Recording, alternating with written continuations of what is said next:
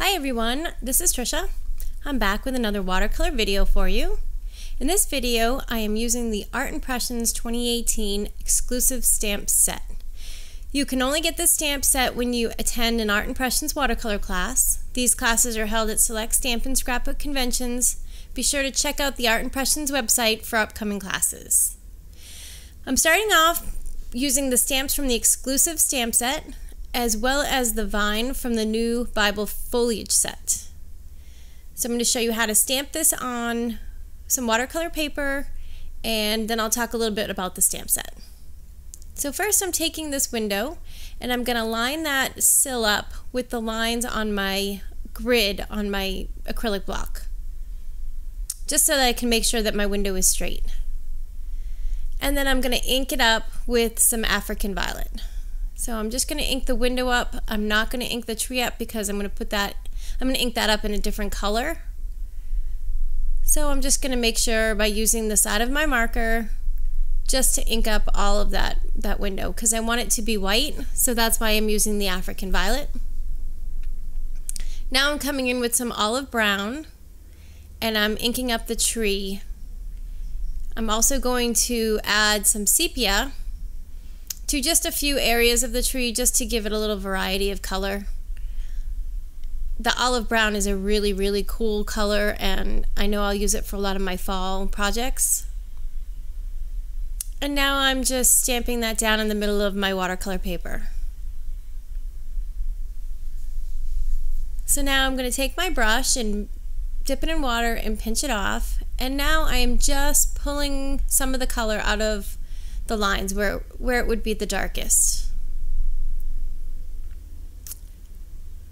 And this is, like I said, this is going to be white, so what you're going to have, this purple area is just going to be the shadows that would be showing up on the window. So I really don't want to bring it too far in. I'm just softening those lines up.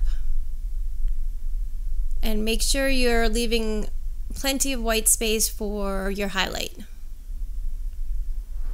So now I'm pulling out some of this color around these window panes. Those we're gonna do a little cool technique and put a little curtain in here and fill in that background. But right now we're just trying to pull a little bit of the color out. So now I'm rinsing my brush and I'm gonna start pulling some of the color out of this little tree. So this stamp set that you can get is really cool because when you attend one of the watercolor classes, you get this for free. And they never offer it outside of those classes. So at the end of the year, they actually break the mold, so they'll never make another one again. So they really are an exclusive stamp set because they're really only good for people who, or they're only available for people who attend the classes.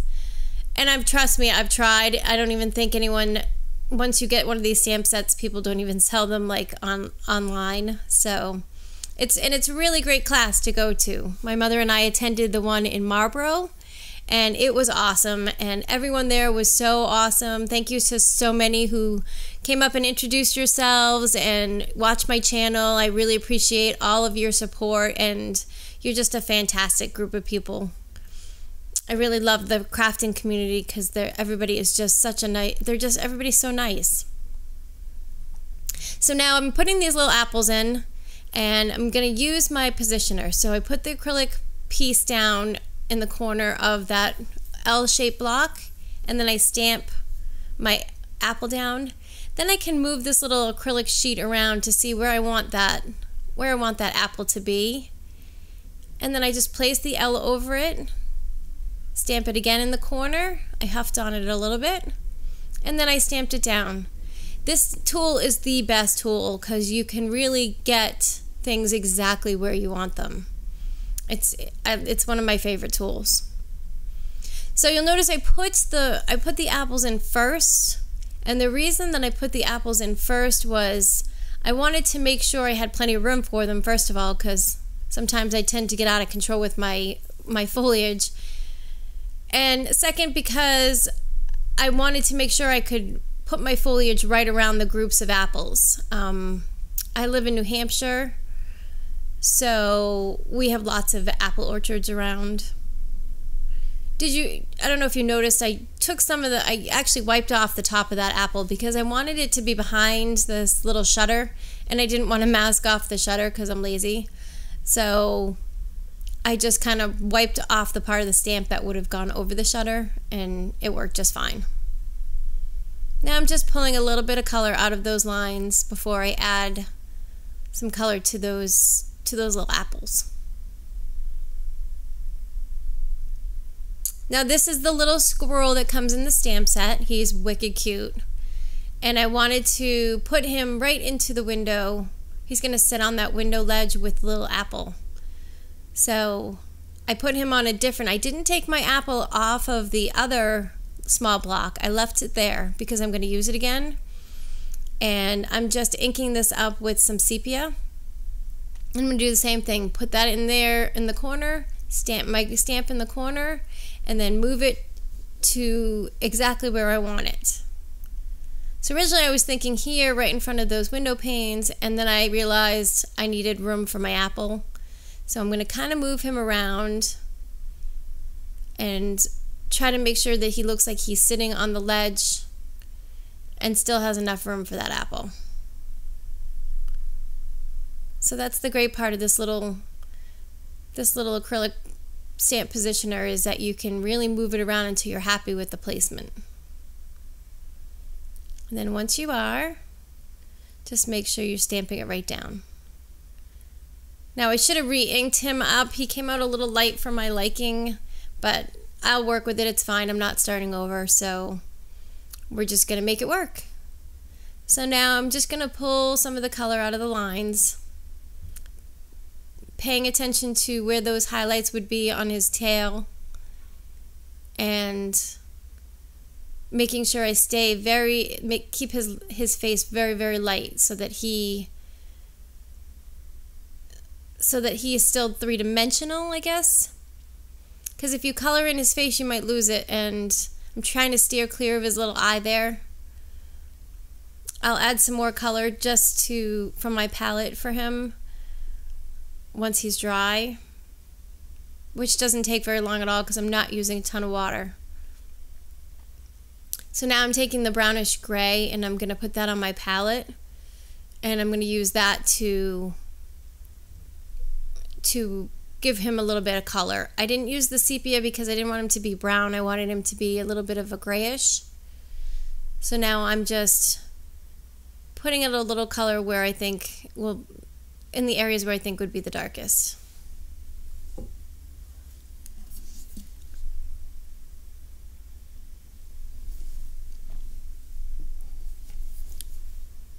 And I want his tail to really look bushy, so I just put the highlight right where it would meet his body.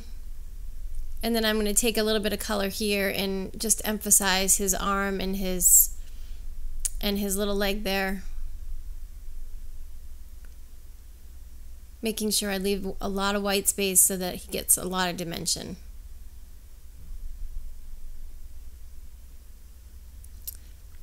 Now I'm going to just soften up some of those harsh lines so that they blend a little bit better.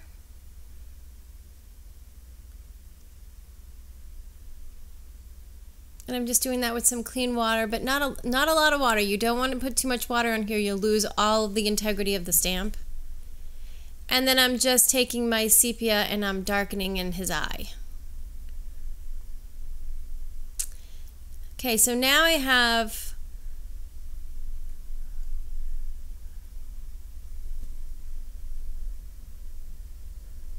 okay, I'm not sure what I was doing there. Oh, I must have got rid of my little apple. I must have moved him. I thought I kept him on the thing, but... So now I'm just moving this little apple. I put him back on there, and now I'm just positioning it where I want it in the window next to my little squirrel.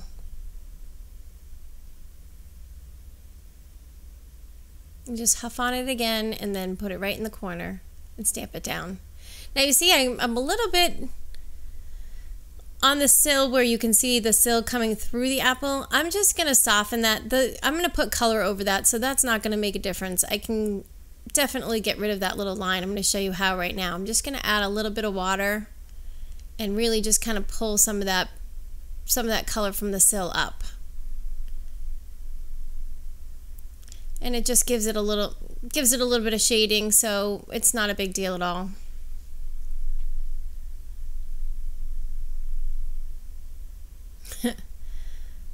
Now I'm taking the back of my African Violet pen and I'm just bringing that window pane right down to meet the little squirrel.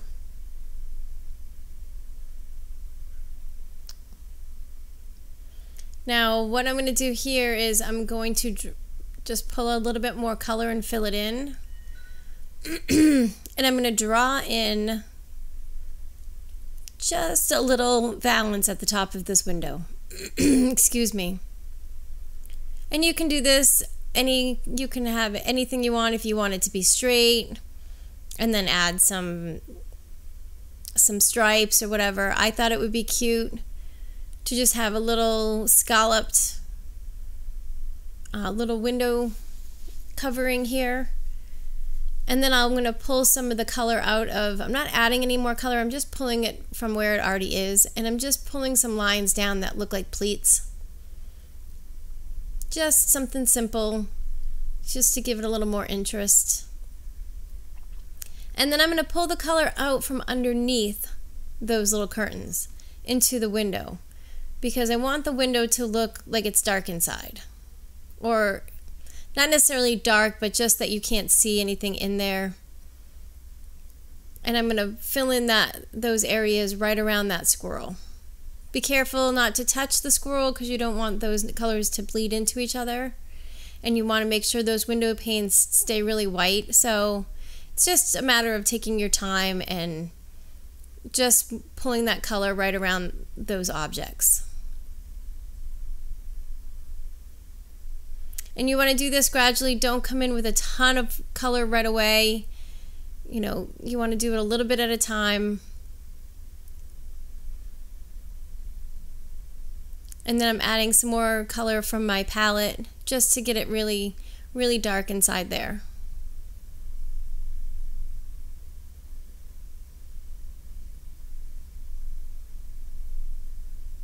And coming right around my little squirrel. It's so fun to all the different things that you can do with these stamps. And I'm going to actually have another video where I'm going to show you how to take this exact same scene and do it a different way. So that'll be another video that I have coming. I know a lot of you have asked where I've been, and I'm still working through the job, and it's a brand new job for me, so there's a lot of work right now, but I'm hoping that I'll get into a groove where I can get back to doing more videos.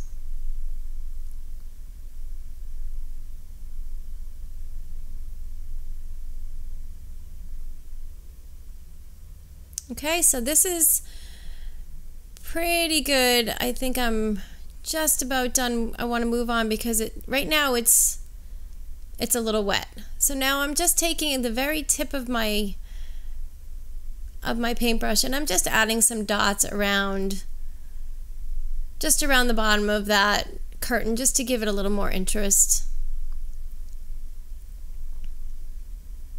And then I'm just going to pull a little bit of color out from underneath that windowsill and then just around the window out into the foreground, just to give it a little more dimension.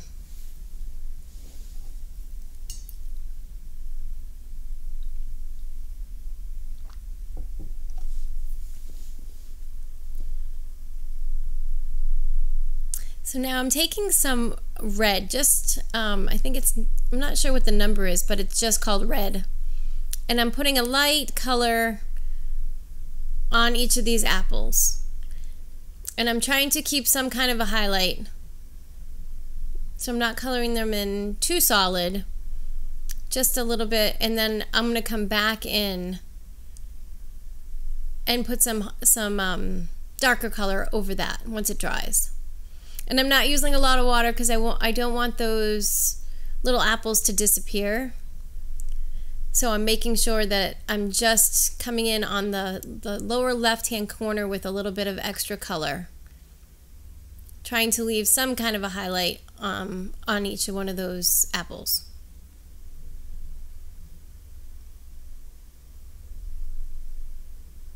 And then I'm just slowly, gradually building up that color.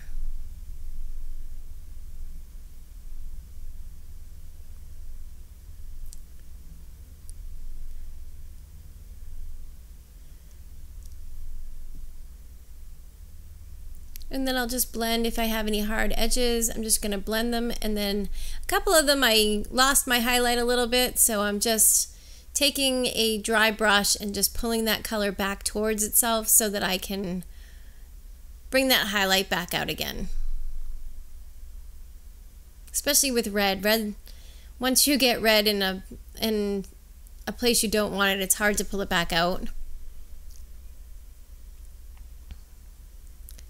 And then I almost forgot the little squirrel, his little apple there. He was a little wet, so I just kind of dropped some color into him. So now this is the vine that I'm using, and I thought I would start using it, and then I realized that I kind of wanted to extend that tree out a little bit before I added that in. So I actually put it down, and then I got one of the branches, which I don't think I said in the beginning. I took one of the branches from the branches set, and I'm going to ink it up, and I'm just going to use that with some olive brown and a little bit of sepia, just like I did with the tree. And I'm just going to add a few branches here and there so that my tree is kind of extended past the window. And then the same thing below the window, I'm going to just do a couple down there as well.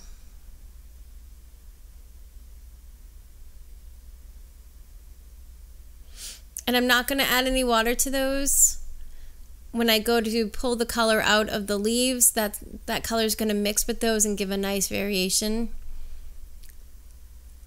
So now I'm inking up just the top of this vine with some pine green. And I'm going to just start filling in around this tree. And I'm going to stamp a few times. I don't necessarily get 5 times in here, but that's okay. I just wanted to stamp it a bunch of times so that I got some kind of 3D look, or I guess 3D, yeah.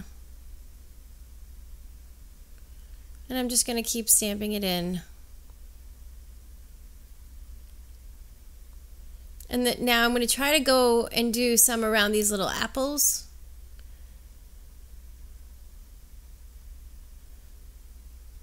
So that they look like they're sitting on the branch. And I don't care that I went over the window pane. Actually, I liked that because it looks like the window is open into, it's like opening into the tree. Now I'm just trying to make those apples look like they're actually on a branch with some leaves.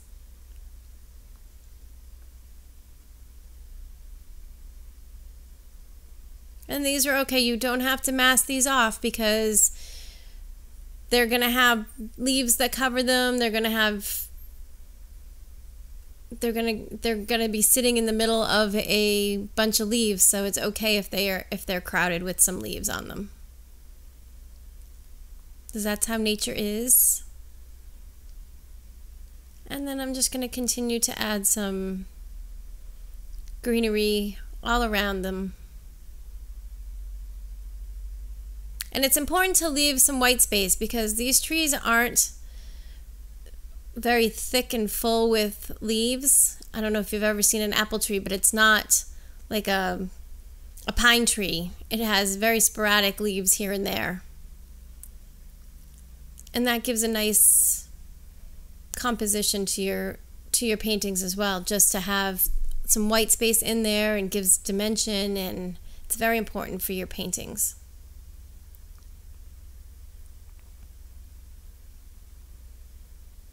Okay, so I think I'm just about done. Might add a few more here and there.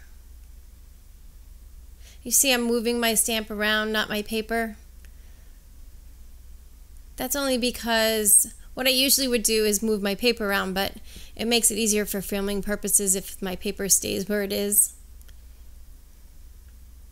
And now I'm just going to come in here with my paintbrush. I'm going to rinse it off and pinch it off, and I'm going to start adding some water to these leaves.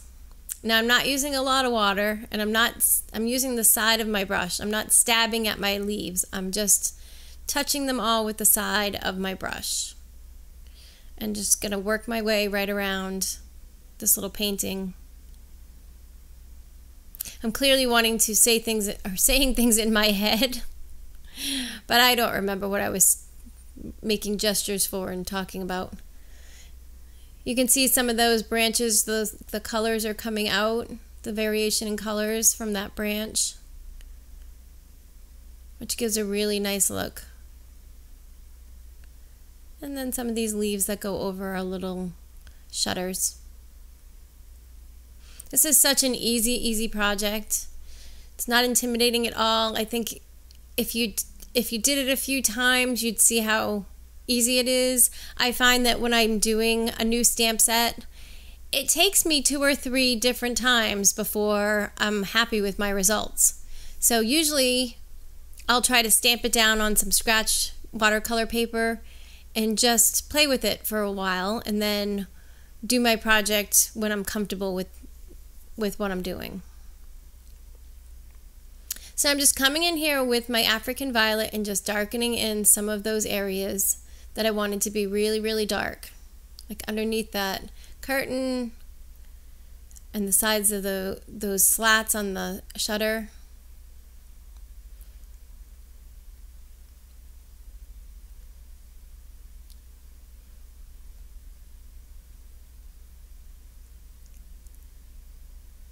And then I'm just going to soften some of those lines I just darkened in, so they don't look like they were drawn in, they look like they were painted in.